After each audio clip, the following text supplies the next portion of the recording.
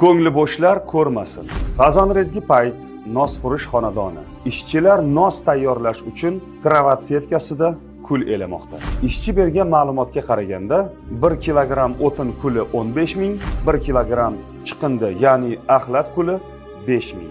Ishchilar qayerdadir yoqib kelgan, yomg'irda namiqib qolganligi uchun to'liq yonmay qolgan axlat ichidan chiqqan ma'lum bir chiqindilarni ko'rib shokka tushdim. Kuraklab setkaga otilayotgan kuldan chiqqan yonmay qolgan chiqindilar.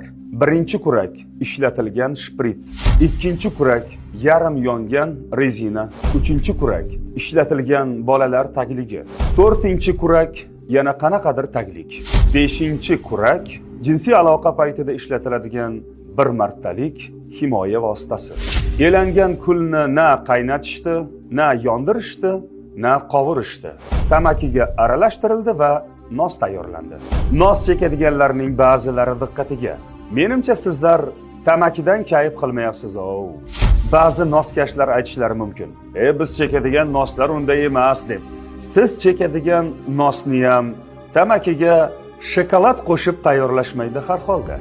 Shuncha gapdan keyin ham nos chekaverishingiz, nos cheksa tahorat buziladimi, buzilmaydimi deb domlalarini boshini qotiraverishingiz g'alati emasmi?